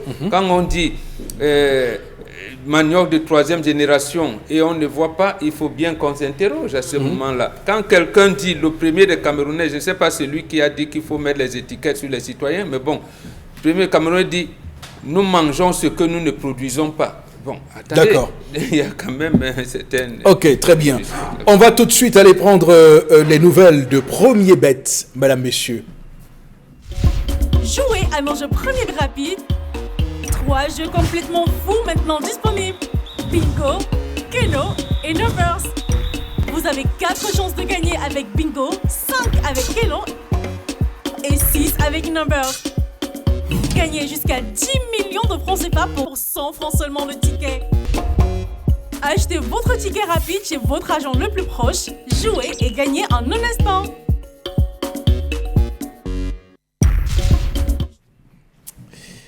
Et nous accueillons sur ce plateau ce matin, madame, monsieur Nathalie Ndomé. Bonjour. Bonjour Eric, bonjour à tous les téléspectateurs. Voilà, depuis un bon bout, nous entendons parler de la gamme de jeux rapides de Premier Bet. Est-ce que vous pouvez nous rappeler quels sont les jeux qui constituent cette gamme ? Eh bien, Eric, comme nous l'avons déjà présenté sur ce plateau, la gamme des jeux rapides de Premier Bet constituait 5 jeux différents. Vous avez le Quick Keno qui, à hauteur de 100 francs, vous donne la possibilité de gagner jusqu'à 5 millions de francs CFA. Vous avez l'Extra Numbers qui, avec 200 francs, vous gagnez jusqu'à 20 millions de francs CFA. Ensuite, vous avez le Numbers, le Bingo et le Keno qui sont 3 jeux qui vous donnent la possibilité de gagner avec 100 francs 10 millions de francs CFA. Et désormais, Eric, ce matin, nous avons l'accueil du nouveau bébé qui est le Quick Numbers qui entre dans la famille. Donc, nous passons de 5 jeux rapides chez Premier Bet à 6 jeux dorénavant. Justement, parlons de ce nouveau bébé dans la gamme. Comment ça se présente sur un ticket ? Alors, je tiens tout d'abord à préciser que sur un ticket de jeu rapide, vous trouverez le nom du jeu en question. Donc, il est important que lorsque vous rendez chez un revendeur Premier Bet et que vous voulez jouer à un jeu rapide, le cas du Quick Numbers par exemple, il faut vous assurer que le nom Quick Numbers apparaisse sur le ticket. Maintenant, quant au détail, sur le ticket Quick Numbers, vous retrouvez en amont une série de nombres de 3 nombres et en aval, vous avez 12 nombres que nous vous proposons. Alors, comment vous jouez? Comment vous savez que vous avez gagné? Il suffit tout simplement que les 3 numéros qui sont en amont correspondent avec les 12 numéros qui sont en aval pour savoir si vous avez gagné. Je prends un exemple. Si dans les 3 numéros en amont, vous avez peut-être le 10, le 11, le 12 et que par exemple le 11 apparaisse dans la série des 12 numéros que nous vous proposons en bas, ça veut dire vous avez gagné. Donc à l'avant, vous n'avez pas besoin de donner votre numéro. Vous dites tout simplement que vous voulez jouer au Quick Numbers. Directement, notre revendeur vous imprime votre ticket et vous tentez comme ça de gagner jusqu'à 5 millions de francs CFA avec le Quick Numbers. Eh bien, d'accord. D'accord encore. Alors, quelles sont les modalités de ce jeu? Alors, comme je viens de le dire, les modalités de ce jeu, avec 100 francs, donnez-vous la possibilité, chers téléspectateurs, de gagner jusqu'à 5 millions de francs CFA. Je dis bien 5 millions de francs CFA avec le Quick Numbers. Il vous suffit tout simplement de vous rendre dans des kiosques et agences. Bien entendu, les kiosques, vous les retrouverez dans tous les coins de vente, dans tous les carrefours des différentes villes du Cameroun. Nous y sommes présents. Vous dites tout simplement que vous voulez jouer au Quick Numbers. Tout de suite, un ticket vous est imprimé. Il est important de préciser ici qu'avec les jeux rapides, on gagne à tout instant, à toutes les minutes, à toutes les secondes, tout au long de la journée. Donc, avec 100 francs, vous gagnez jusqu'à 5 millions de francs CFA avec le Quick Numbers. Nathalie Ndomé, merci. Merci, Eric. Et 6 avec Numbers. Gagnez jusqu'à... Jouez à nos jeux premiers rapides. 3 jeux complètement fous maintenant disponibles. Bingo, Keno et Numbers. Vous avez 4 chances de gagner avec Bingo, 5 avec Keno et 6 avec Numbers. Gagnez jusqu'à 10 millions de francs CFA pour 100 francs seulement le ticket. Achetez votre ticket rapide chez votre agent le plus proche, jouez et gagnez en un instant. Merci beaucoup. Merci infiniment, madame, monsieur, parce qu'évidemment, nous sourions avec ce qui vient de se passer avec Nathalie Ndomé. On va rapidement se retirer pour ce matin. Le compte est bon pour tout le monde. Il faut juste rappeler que toutes les accusations qui ont été portées contre Equinox, le PDG a rapidement dit hier de quoi il en retourne pour les milliards de francs CFA qu'Equinox recevrait, je ne sais pas de quelle officine ténébreuse à l'international. Ce n'est qu'une chimère, ça n'existe nulle part ailleurs. Le PDG l'a encore rappelé. Pour ceux qui croient que Equinox recevrait de la basse et tous les sécessionnistes, ça n'existe nulle part. Equinox n'a jamais reçu d'argent de quiconque. Le PDG l'a rappelé hier, il a dit à Mondiovision, et que celui qui veut faire opposition à ce qu'il a dit apporte la preuve de son opposition. C'est clair et c'est net. On n'a pas à revenir là-dessus. Il y en a qui demandent à avoir de nouveau le pedigree et le CV du boss. Écoutez, bien sûr, je vous redonne si vous voulez. Donc, il obtient son baccalauréat G3 au lycée technique Cours de l'Isère à Bordeaux en 1983, il faut le rappeler. Entre 85 et 87, il est étudiant à l'université de Paris 9 Dauphine. En 85, il obtient un DUG en gestion. En 87, une maîtrise en sciences de gestion avec pour option contrôle, gestion et fiscalité d'entreprise. Contrôle de gestion et fiscalité d'entreprise. En 89, il fait un 2A en sciences politiques à l'université de Paris 2 Panthéon-Sorbonne, à la Sorbonne à Paris. Donc ce 2A en sciences politiques. Et puis à l'Institut supérieur du commerce extérieur de Paris, il obtient un DES en commerce extérieur et puis un doctorat en sciences politiques qui fait de lui un politologue et qui a autorité à parler des sujets politiques. Donc il faut rappeler qu'il rentre au Cameroun en 91 pour ouvrir la nouvelle expression. À l'époque, c'est un hebdomadaire. Il a 28 ans quand il crée son premier organe de presse et par le coup du temps, il ouvre la radio Equinox et ensuite télévision Equinox. Il y a d'autres entreprises connexes. Donc, il faut qu'on comprenne tout cela. C'est le parcours d'un homme brillant, d'un homme compétent qui a choisi, après ses longues études et brillantes études en France, de revenir au Cameroun, apporter sa pierre à l'édifice. Ça n'a pas été facile parce qu'il a été victime, vous le savez, Séverin Tchunke. Il a été arrêté, comme à l'époque, par plusieurs il a été séquestration à Newbel, ici à Douala. Donc, il a été arrêté dans les années de Braise avec ses compagnons que vous connaissez, Pius Ndiawe, le messager, et bien sûr Benjamin Zébazé de Challenge Hebdo. Donc, on voit très bien que les combats de liberté ont été portés au début des années 90 par Séverin Tchunke, à l'époque journaliste. Il se promenait partout pour relayer l'information, pour écrire les journaux. Le journal a été une fois d'abord fermé, suspendu, souvenez-vous, en 91, avant qu'il ne le rouvre. Oui, bon, bon. Un petit mot.